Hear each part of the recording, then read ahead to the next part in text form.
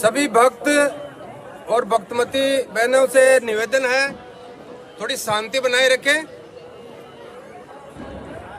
मैं एक बार जयकारा बोलूंगा, आप अपने दिल से अपने मालिक का जयकारा करना है। परम धनी सदगुरु रामपाल जी भगवान की।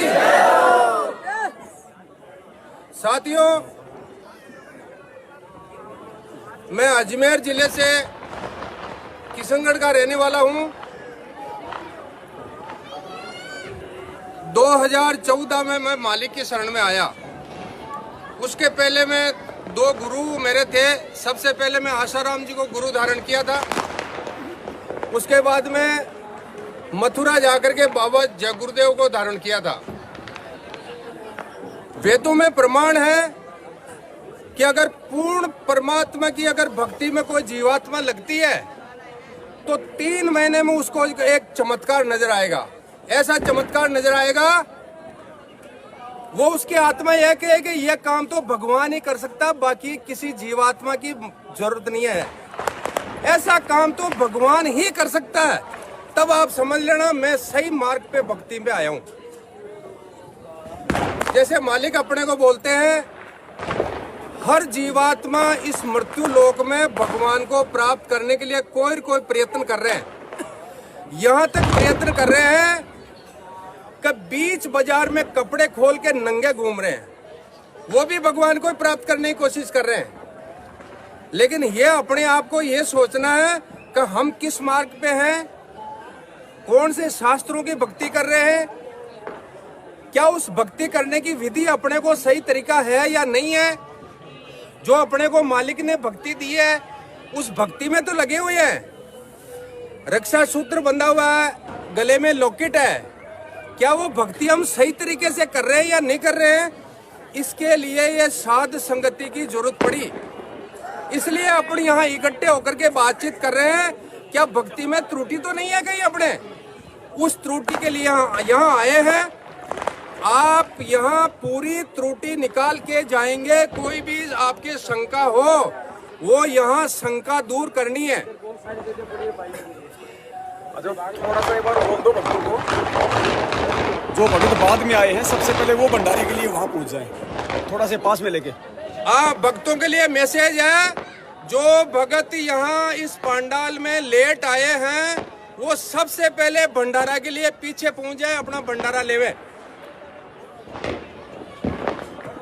तो मैं रामदेव दास आपसे ये विनती कर रहा हूं, यहाँ जो भी साथ संगति में आया है निर्मल होकर के जाएं, निर्मल होकर के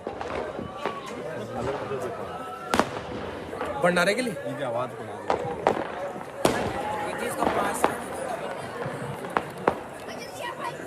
हेलो। तो दास ने 2014 12 सितंबर को परम धनी रामपाल जी भगवान से मैंने नाम दीक्षा ली। मेरे शरीर में या मेरे घर में कोई भी संकट नहीं था, कोई बीमारी नहीं थी, कोई नशा नहीं था। आज मेरे 3 भाइयों के परिवार में कोई भी गुटखा भी नहीं खाता है। मैं इसलिए नहीं आया था भक्ति में आया हूँ मोक्ष लेने के लिए। मेरा जन्म दोबारा यहाँ मृत्युलोक में नहीं हो, इसलिए मैं इस रास्ते पे भटक रहा हूँ। और वो रास्ता मिला, उसका सबसे बड़ा आपको एक परिचय बताता हूँ जो मेरे में बीता है। मेरे से करीबन 40 किलोमीटर दूर पुष्कर है। पुष्कर, उस पुष्कर में माना हुआ ज्योतिषी जो पूरे इलाके में माना हुआ है, उस ज्योतिषी के पास में मैं मेरे बड़े बच्चे को भेजा था, जाओ आप अपने भविष्य का पता लगा के आओ। उस ज्योतिषी से मेरे पास में 3-4 ऐसे चमत्कार हुए थे जो सही निकले थे। तो वो बच्चे को मैंने भेजा, उस समय वो बीएससी कर रहा था। उस ज्योतिषी ने यह बताया कि आपको 28 साल की उम्र तक कोई भी सरकारी जॉब नहीं मिलेगा और 28 साल के बाद में आपको एक कोई प्राइवेट जॉब मिलेगा जिससे आपका गुजारा हो सकता है।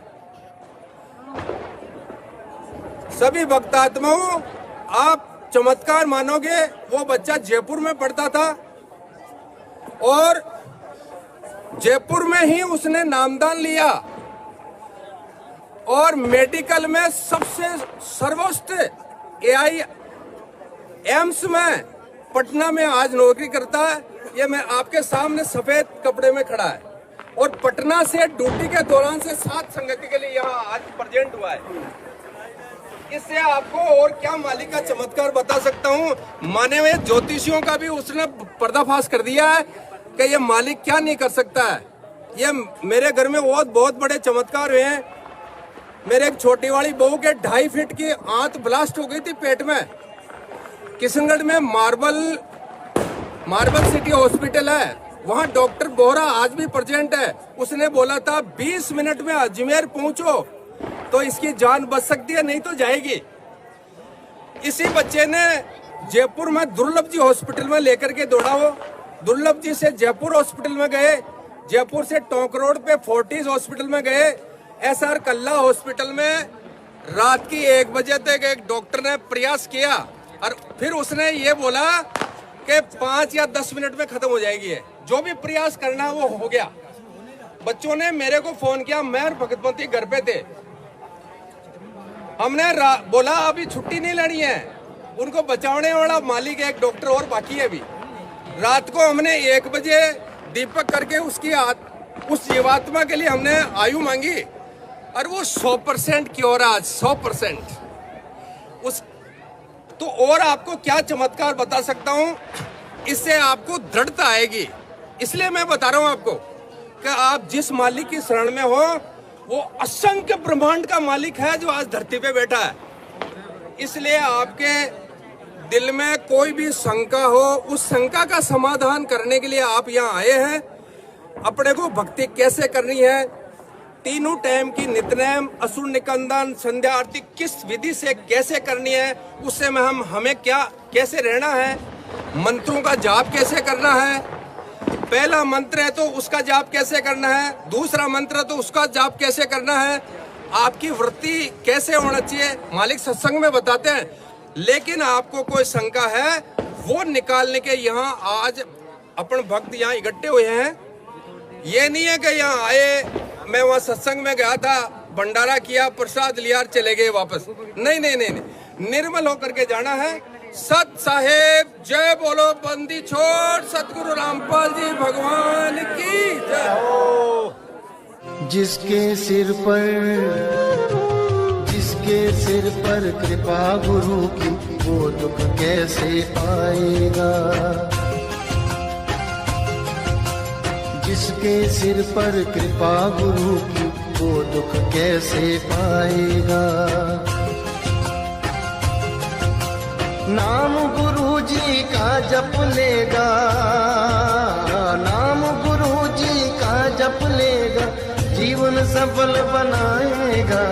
जिसके सिर पर